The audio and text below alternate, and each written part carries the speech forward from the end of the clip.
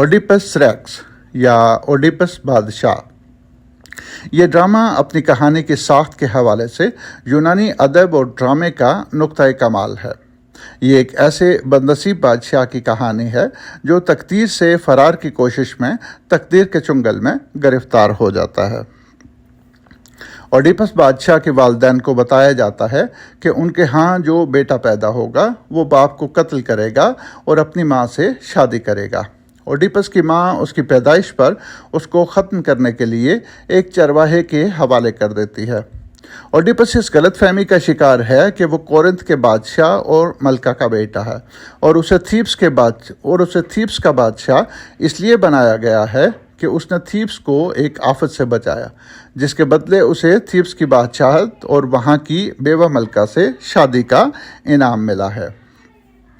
اوڈیپس ان واقعات سے پہلے کورنتھ کو ہمیشہ کے لیے خیر باد کہہ چکا تھا، کیونکہ اسے وہاں کے ایک جوتشی نے بتایا تھا کہ تم اپنے باپ کو قتل کرو گے اور اپنی ہی ماں سے شادی کرو گے. تھیبس پر وہاں کے بادشاہ کے بے گناہ قتل کی وجہ سے مصیبت آتی ہے اور وہاں کے لوگ اپنے نئے بادشاہ یعنی اوڈیپس کو اس سلسلے میں مدد کے لیے پکارتے ہیں. اوڈیپس جب بادشاہ کے قاتلوں کی تلاش کے لیے جستجو کرتا ہے تو اس پر کھلتا ہے کہ جو شخص اس کے ہاتھوں قتل ہوا تھا وہ تھیبس کا سابقہ بادشاہ ہی تھا اور وہی اس کا باپ بھی تھا، اور جو ملکہ اب اوڈیپس کی بیوی تھی وہ دراصل اس کی ماں تھی. اوڈیپس جن کو اپنے حقیقی ماں باپ سمجھ کر پیشن گوئی سے بچنے کے لیے اپنی ریاست چھوڑ کر چلا آیا تھا، وہ اس کے اصل ماں باپ نہ تھے. جس کو وہ اجنبی سمجھا تھا وہ اصل میں اس کا باپ تھا، اور جس کو وہ سابقہ بادشاہ کی بیوہ سمجھا تھا اور جس سے اس کا نکاح تھیبس سے آفت ٹالنے کے انعام کے طور پر کرایا گیا تھا، وہی عورت اصل میں اس کی ماں تھی. اوڈیپس یہ بھیانک حقائق جان کر اپنی آنکھیں نکال لیتا ہے اور نئے بادشاہ سے درخواست کرتا ہے کہ اسے ملک بدر کر دیا جائے. الیکٹرا. یہ ایک ایسے بہن بھائی کی کہانی ہے جو اپنے باپ کی قاتلہ اپنی ماں اور اس کے عاشق سے انتقام لیتے ہیں. کہانی اورسٹیس کی واپسی سے شروع ہوتی ہے، جو اپنے باپ اگامemnon کی قاتلہ اپنی ماں کلیٹیمنسٹرا اور اس کے عاشق ایجسٹس کو قتل کرنے کی نیت سے آتا ہے. گو کہانی کا مرکزی کردار اورسٹس ہے، لیکن کہانی کا پلاٹ اور اورسٹس کی بہن الیکٹرا کے گرد گھومتا ہے. اس ڈرامے میں الیکٹرا کا کردار مختلف انسانی جذبات سے گزر کر ایک لاسانی شاہکار بن جاتا ہے. فلیکٹیٹس. یہ بظاہر ایک ایسے شخص کی کہانی ہے جسے یونانی اس کے پاؤں کے زخم کی وجہ سے جنگ ٹرائے پر جاتے ہوئے ایک ریگستانی جزیرے پر تنہا مرنے کے لیے چھوڑ جاتے ہیں. لیکن یہ علامتی کہانی دراصل حکمران طبقے کے دوہرے معیار کے باوجود ایک مخلص شہری سے متوقع جذبہ قربانی کو بیان کرتے ہیں. کہانی کے مطابق یونانی فوج جنگ ٹرائے کی راہ پر ہے. فلیکٹیٹس جو کہ ایک یونانی فوجی ہے اس کو اس کے پاؤں کے السر کی وجہ سے ایک ریگستانی جزیرے پر تنہا چھوڑ دیا جاتا ہے. یونانی فوج کو جنگ کے دوران جلد ہی احساس ہوتا ہے کہ وہ یہ جنگ فلیکٹیٹس کے بغیر نہیں جیت سکتی، کیونکہ فلیکٹیٹس کے پاس ایک ایسی کمان ہے جو اسے ہرکولیس نے انعام کے طور پر دی تھی اور جو جنگ میں فتح کے لیے ضروری ہے. جلد ہی یہ ارادہ کیا جاتا ہے کہ سپہ سالار کو کسی بھی طرح فلیکٹیٹس کو لے کر آنے پر راضی کیا جائے تاکہ جنگ میں فتح حاصل ہو. سپہ سالار کو یہ علم ہے کہ ہم نے فلیکٹیٹس کے ساتھ کیا کیا تھا، چنانچہ وہ خود جانے کے بجائے ایک نوعمر فوجی کو فلیکٹیٹس کے پاس بھیجتا ہے. فلیکٹیٹس صاف انکار کر دیتا ہے اور وہ نوعمر فوجی بھی اس کا ہم خیال بن جاتا ہے، لیکن پھر ہرکولیس کی روح آ کر فلیکٹیٹس کو اس بات پر راضی کرتی ہے کہ وہ اپنی ضد اپنی ریاست کی خاطر چھوڑ دے. اوڈیپس ایٹ کلونس یا اوڈیپس کلونس میں. یہ کہانی انسانی زندگی کے اختتام، زندگی کے حاصل اور انسان کے اپنی مٹی سے تعلق کو موضوع بناتی ہے۔ ٹریکرز یا کھوجی، یہ ایک سیٹر ڈرامہ ہے جس کی 400 سطریں محفوظ رہیں اور ہم تک پہنچیں۔ سیٹر ڈرامہ ڈایونائسس دیوتا کی حمد و ستائش اور مرکزی موضوع کی تلخی کو کم کرنے کے لیے پیش کیا جاتا تھا۔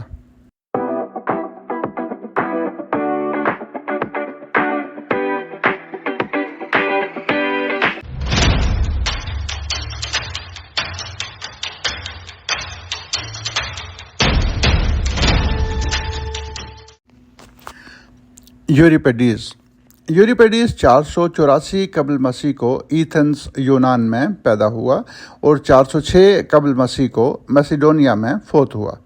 یوریپیڈیز 3 عظیم یونانی المیہ نگاروں میں سے آخری تھا۔ یوریپیڈیز کے متعلق جو معلومات میسر ہیں ان سے اس کا صرف بنیادی ترین خاکہ ہی ترتیب دیا جا سکتا ہے۔ یوریپیڈیز کی ماں کا نام کلیسٹو اور باپ کا نام میزارکس یا میزارکائیڈس تھا۔ ایک روایت کے مطابق یوریپیڈیز کی ماں جڑی بوٹیاں بیچنے والی خاتون تھی، لیکن اس بات کے بھی واضح ثبوت ملتے ہیں کہ یوریپیڈیز ایک خوشحال گھرانے سے تعلق رکھتا تھا۔ یوریپیڈیز کو پہلی بار 455 قبل مسیح میں ڈرامہ میلہ میں شرکت کرنے کا اعزاز حاصل ہوا۔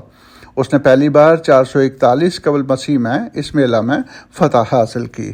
یوریپیڈیز نے 408 قبل مسیح میں میسیڈونیا کے بادشاہ کی دعوت پر اپنے وطن ایتھنز کو خیر بات کہا اور میسیڈونیا کی شہریت اختیار کر لی۔ وہ میسیڈونیا میں ہی 406 قبل مسیح میں فوت ہوا۔ یوریپیڈیز کے ہم عصر اس کے 92 ڈراموں سے واقف تھے، لیکن ہمارے پاس اس کے فقط 19 ڈرامے پہنچے ہیں، جن میں سے ایک ڈرامے کے بارے میں حتمی رائے نہیں ہے کہ وہ یوریپیڈیز کی تخلیق ہے یا کسی اور کی۔ گو یوریپیڈیز قریب 20 بار اول انعام کے لیے منتخب کیے جانے والے 3 لوگوں میں شامل ہوا، لیکن اس کو صرف 4 مقابلوں میں پہلا انعام مل سکا۔ یاد رہے کہ چوتھا انعام اس کی موت کے بعد دیا گیا۔ سوفوکلیس کے 24 بار پہلا انعام حاصل کرنے کے مقابلے میں یوریپیڈیز کی 4 بار کی فتح سے یہ اندازہ لگانا مشکل نہیں کہ یوریپیڈیز کو وہ مقبولیت نہ مل سکی۔ یوریپیڈیز کے زیادہ بار اول انعام حاصل نہ کر سکنے کی ایک وجہ شاید اس کی مذہب کے بارے میں ناقدانہ سوچ اور رویہ بھی رہا ہو۔ اس کے ڈرامے روایات و عقائد پر سوال اٹھاتے ہیں اور وہ اساطیر کو فقط ایسی کہانیوں کی حد تک مانتا تھا جن میں اقلیت کا فقدان ہو۔ کہا جاتا ہے کہ اس کے فن کو مناسب پذیرائی نہ ملنا بھی اس کے وطن چھوڑنے کا ایک باعث تھی۔ یوریپیڈیز کے حالات زندگی جاننے کے بعد آئیے اب یوریپیڈیز کے کام پر ایک نظر ڈالتے ہیں۔ یوریپیڈیز کے ڈراموں کی خاص بات یہ ہے کہ اس کے کردار اساطیری سے زیادہ ہم عصر جیتے جاگتے انسان ہیں۔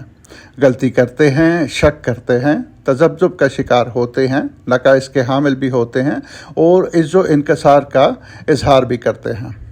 یوریپیڈیز ایسکیلیس اور سوفوکلیس کی طرح دیوتا پیش نہیں کرتا بلکہ عام سے انسان پیش کرتا ہے۔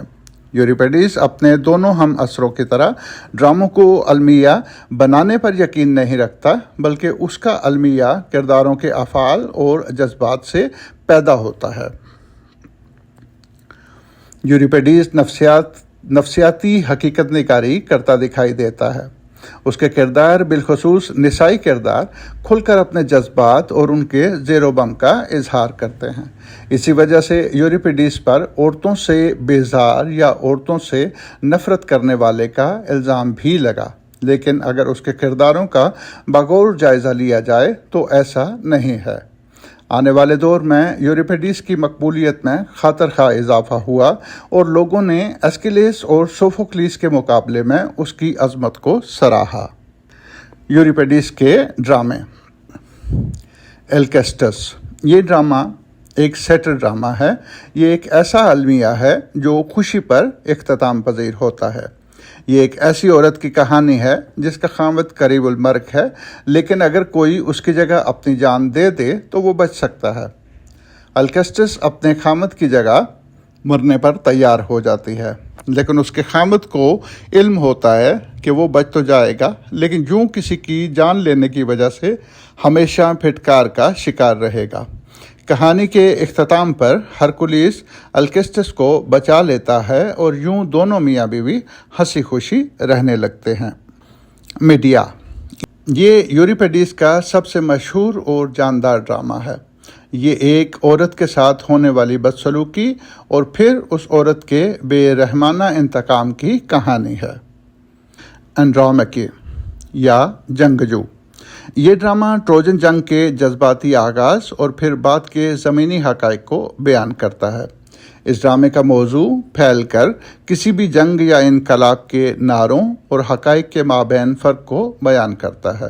جنگ یا انقلاب کا آغاز پرجوش ہوتا ہے، لیکن پھر تمام کردار رفتہ رفتہ گم ہو جاتے ہیں اور دلچسپی معدوم ہو جاتی ہے۔ اس ڈرامے کا موضوع نہ صرف یوریپیڈیس کی ذہنی بلوغت کے ثبوت کے لیے کافی ہے، بلکہ اس بات کا پتہ بھی دیتا ہے کہ یونانی معاشرے اور اشرافیہ نے ایسکیلیس اور سوفوکلیس کے مقابلے میں یوریپیڈیس کو زیادہ پسند کیوں نہ کیا۔ ہیکیوبا اس ڈرامے کی کہانی پڑھ کر اندازہ ہوتا ہے کہ یوریپیڈیس کتنا عظیم ذہن اور کتنا دردمند دل رکھنے والا تخلیق کار تھا۔ وہ بلا شبہ اپنے وقت سے صدیوں آگے تھا اور کچھ دیکھ سکنے کی صلاحیت رکھتا تھا جو اس کی وفات کے 2,500 سال بعد بھی وقت کی اہم ضرورت اور سچائی ہے۔ ہیکیوبا اپنے وقت کی تصویر علم اور ملکہ مصائب ہے۔ اس عظیم تخلیق نے ایک سے زیادہ اہم ترین موضوعات کو بڑی خوبصورتی اور چابکدستی سے اجاگر کیا ہے، جیسے کہ جنگ صرف جذبات، رزمیوں، مال غنیمت اور فتح و نصرت کا نام نہیں، بلکہ ایک تباہی، ایک آفت اور ایک بربادی بھی ہے۔ جنگ مرد لڑتے ہیں، لیکن اس کے بھیانک اثرات عورتیں برداشت کرتی ہیں۔ آسودہ، پرتعیش اور طاقتور زندگی گزارنے والے جنگ کے بعد سب سے زیادہ تکلیف اٹھاتے ہیں۔ جنگ کے مظالم و مصائب برداشت کرنے والے سماج کے بدن میں ایک بدروح کی طرح سرایت کر جاتے ہیں اور پھر معاشرے سے اپنا انتقام لیتے ہیں۔ ہیکیوبا ایک ایسی عورت کی کہانی ہے جس نے جنگ ٹروجن میں شکست دیکھی، اپنا گھر بار لٹایا، شہر برباد ہوتے دیکھا، اپنے خامد کو قتل ہوتے دیکھا، اپنی آزادی سلب ہوتے دیکھی اور یوں رنج و الم اور تباہی و بربادی کی تصویر بن کر نشان عبرت بن گئی۔ ہیکیوبا کی تباہی اس لیے بھی زیادہ تکلیف دہ ہے کہ وہ بہت آسودہ حال تھی، ملکہ تھی، خوشحال بیوی تھی اور ایک ماں تھی۔ ڈرامے کے اختتام پر ایک کردار ہیکیوبا کو دیکھ کر یہ مکالمہ ادا کرتا ہے کہ بے شک میں بوڑھا ہو گیا ہوں، لیکن میں اس قدر پستی میں گرنے سے مرنا پسند کروں گا جس قدر تباہی اس عورت پر آئی ہے۔ الیکٹرا اسی نام، انہی کرداروں اور اسی پس منظر کے ساتھ یہ ڈرامہ سوفوکلیس نے بھی تخلیق کیا اور یوریپیڈیس نے بھی۔